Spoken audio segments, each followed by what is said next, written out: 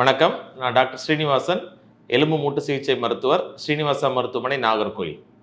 இன்னைக்கு நம்ம எல்லாரையும் பாதிக்கக்கூடிய ஒரு முக்கியமான எலும்பு பிரச்சனையை பற்றி பார்க்க போகிறோம். அதை சொல்ல போனோம்னா ஒரு சைலண்ட் எபிடமிக் அப்படின்னு சொல்கிறாங்க. சைலண்ட் கில்லர் அப்படின்னு கூட சொல்லலாம். ரொம்ப அது யாருக்கு இருக்குது என்ன இருக்குன்னே தெரியாது. ஆனால் எல்லாரையும் அதிகமாக 40 வயசுக்கு மேலே பாதிக்கக்கூடிய நோய். அது என்னன்னு பார்த்தீங்கன்னா ஆஸ்டியோபோரோசிஸ். தமிழில் எலும்பு புரை நோய் அப்படின்னு சொல்லுவாங்க.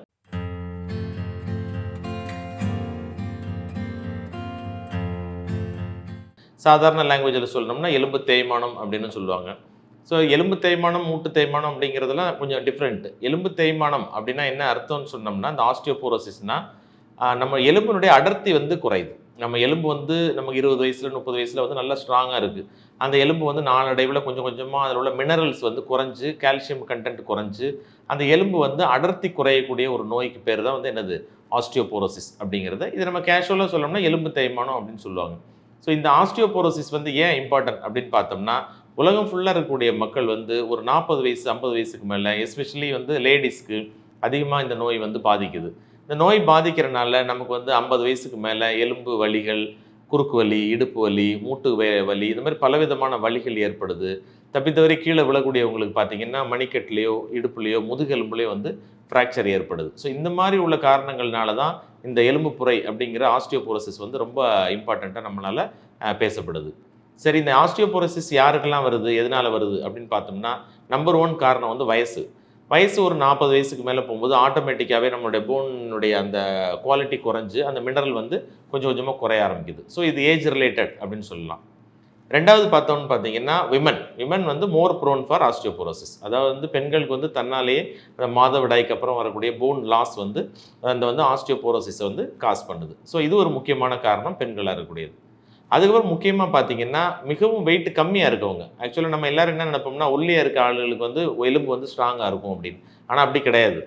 எலும்பு ரொம்ப வீக்காக இருக்கிறது யாருக்குன்னு பார்த்தீங்கன்னா வெயிட் கம்மியாக இருக்கவங்க. சில பேர் 40 கிலோ 45 கிலோ தான் இருப்பாங்க. அந்த மாதிரி இருக்கவங்களுக்கும் இந்த மாதிரி போன் லாஸ் அதிகமாக ஏற்படுது.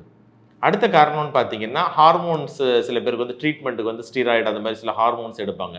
ஆஸ்மா வியாதி இருக்கலாம், சில ஆர்த்தரைட்டிஸ் பிரச்சனை இருக்கலாம். அந்த மாதிரி சில மெடிசின்ஸ்னால நாளடைவில் அந்த ஆஸ்டியோபோரோசிஸ் அப்படிங்கிற பிரச்சனை வரலாம். அதுக்கடுத்து முக்கியமான காரணம்னு பார்த்தீங்கன்னா ஏற்கனவே வாத நோய் பிரச்சனைகள், ஆர்த்தரைட்டிஸ், ருமட்டாய்டு ஆர்த்தரைட்டிஸ் அல்லது இந்த மாதிரி நிறைய வகையான ஆர்த்தரைட்டிஸ் இருக்கு இல்லையா, வாதம்.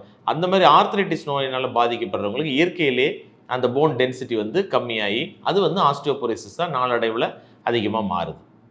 இன்னொன்று பார்த்தீங்கன்னா டயட்ரி டெஃபிஷியன்சி சரியான முறையில் கால்சியம், விட்டமின் டி எடுத்துக்காமல் இருக்கவங்க, நியூட்ரிஷனல் ப்ராப்ளம்ஸ் இருக்கவங்களுக்கு சரியான அப்சார்ப்ஷன், நம்ம குடல்லேருந்து கால்சியம் அப்சார்ப் ஆகாமல் இருக்கலாம். இந்த மாதிரி நிறைய அப்சார்ப்ஷன் பிரச்சனைகள் இருக்கவங்களுக்கும் இந்த மாதிரி ஆஸ்டியோபோரோசிஸ் அதிகமாக பாதிக்குது. முக்கியமான ஏற்கனவே சொன்னது மாதிரி போஸ்ட் மெனோபாசல் விமன், அதாவது மாதவிடாய்க்கு அப்புறம் பார்த்தீங்கன்னா பெண்களுக்கு ஹார்மோன்ஸ், ஈஸ்ட்ரோஜனுங்கிற ஹார்மோன் அதிகமாக குறையுது. ஸோ அந்த மாதிரி ஈஸ்ட்ரோஜன் ஹார்மோன் நமக்கு இளம் வயதில் பார்த்தீங்கன்னா எலும்பை திடப்படுத்தக்கூடிய ஒரு தன்மை இருக்குது. ஆனால் நாளடைவில் அந்த ஹார்மோன் குறைபாடு ஏற்படும் போது எலும்பினுடைய மினரல் டென்சிட்டி தானாகவே குறைஞ்சு அது வீக்னஸாக ஃபார்ம் ஆயிடுது. அதனால தான் நம்ம வயசானவங்க நம்ம வீட்டில் பார்த்துருப்போம், பாட்டி இருப்பாங்க, அவங்களுக்கு பலவிதமான வலிகள் ஏற்படும், குறுக்கு வலிகள் ஏற்படும். கீழே விழுந்தாங்கன்னா சில நேரம் முதுகில் ஏதாவது காயம் ஏற்பட்டுச்சுனாலும் சின்ன பார்த்தா ஸ்பைன் ஃப்ராக்சர் கூட வரலாம். அதனால தான் வயசானவங்களுக்கு அந்த முதுகெலும்பு கூன் உழுதெல்லாம் அதனால தான் வருது அந்த ஆஸ்டியோபோரோசிஸ்ங்கிற வியாதி. ஸோ இதனால் இவ்வளோ காரணங்கள் இருக்கிறனால தான் ஆஸ்டியோபோரோசிஸ்ங்கிறது ரொம்ப இம்பார்ட்டண்ட்டாக தேவைப்படுது. ஸோ இந்த ஆஸ்டியோபோரோசிஸ் அப்படிங்கிற நோயிலேருந்து நம்ம எப்படி தப்பிக்கணும் அப்படின்னு பார்த்தோம்னா, நமக்கு அது சின்ன வயசுலேருந்தே நல்ல முறையில் டயட்ரி ஹேபிட்ஸ் எடுக்கணும். முக்கியமாக இன்னொரு போன் லாஸு காரணம் பார்த்தோன்னா ஸ்மோக்கிங், ஆல்கஹால். ஸோ இது சில பேர் புகைப்பழக்கம், அதிகமான அளவு குடிப்பழக்கம், இது எல்லாமே கூட என்ன செய்யலாம், ஆஸ்டியோபோரோசிஸ் அப்படிங்கிற பிரச்சனைக்கு காரணமாக இருக்கும். ஸோ இந்த மாதிரி உள்ள ஹேபிட்ஸை விடணும். முக்கியமாக விட்டமின் டி அப்சார்ப்ஷன் வரணும்னா நம்ம சன்லைட் எக்ஸ்போஷர். ஸோ நம்ம ஊரில் நிறையவே சன்லைட் கிடைக்குது. ஸோ எல்லாருமே வெயிலில் கொஞ்சம் நேரம் எக்ஸ்போஸ் ஆனால் நமக்கு விட்டமின் டி கிடைக்கும். விட்டமின் டி கிடைக்கிறது மூலமாகவும் கால்சியம் நமக்கு அதிகமாக அப்சார்ப்ஷன் ஆகும். ஸோ இதன் மூலமாகவும் நம்ம அந்த ஆஸ்டியோபோரோசிஸ் நோய் வராமல் நம்மளால் தடுக்க முடியும். எப்பயுமே நம்ம டயட்லேயும் கரெக்டான நம்ம பேலன்ஸ் டயட் எடுத்தோம்னா அதன் மூலமாக நமக்கு கால்சியம், விட்டமின் டி கிடைக்கும்போது நாளடைவில் வயசாகும் போது அந்த ஆஸ்டியோபோரோசிஸ் வராமல் தடுத்துக்கலாம். ஸோ இது எல்லாமே உங்களுக்கு ஆஸ்டியோபோரோசிஸ் பற்றி ஒரு விழிப்புணர்வுக்காக சொல்லியிருக்கோம். ஸோ இது மேலே உள்ள டவுட்ஸ் எதாவது இருந்துச்சுனாலும் எங்களுக்கு எப்படினாலும் நீங்கள் எங்களுக்கு மெயில் அனுப்பலாம். மேற்கும் இந்த மாதிரி ஒரு ஹெல்த் டிப்ஸ் அதிகமாக வேணும்னா எங்களுடைய சேனலுக்கு நீங்கள் சப்ஸ்கிரைப் பண்ணுங்கள். தேங்க்யூ.